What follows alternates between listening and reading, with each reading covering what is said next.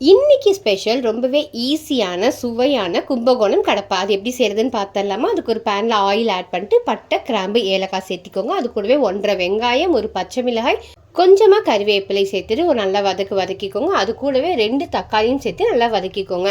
நான் தனியாக ஒரு 3 உருளைக்கிழங்கை வேக வச்சு எடுத்திருக்கேன். அது தோலை நீக்கிட்டு மசிச்சு இந்த மாதிரி சேர்த்து 2 நிமிஷத்துக்கு வதக்கிக்கோங்க. இது கூடவே நான் பருப்பை வேக வச்சு எடுத்து வச்சிருக்கேன். அதையும் சேர்த்துட்டு தண்ணி, கொஞ்சம் மஞ்சள் தூள், உப்பு போட்டு கொதிக்க விட்டுருங்க. இதுக்கு நம்ம ஒரு பேஸ்ட் ரெடி பண்ண போகிறோம். அதுக்கு பூண்டு, தேங்காய், இஞ்சி, கசகசா, கொஞ்சமாக சோம்பு, பட்டை, ஏலக்காய், இது கூடவே ஒரு 2 ஸ்பூன் அளவுக்கு பொட்டுக்கடலை, தண்ணி இதெல்லாம் போட்டு இந்த மாதிரி பேஸ்ட்டாக அரைச்சி எடுத்து இது கூட ஆட் பண்ணிவிட்டு நல்லா மிக்ஸ் பண்ணி விடுங்க. உங்களுக்கு வாட்டர் இன்னும் எவ்வளோ தேவையோ அந்த அளவுக்கு பார்த்து ஆட் பண்ணிக்கோங்க.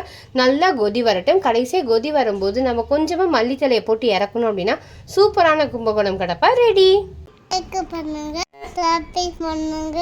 தேங்க்யூ.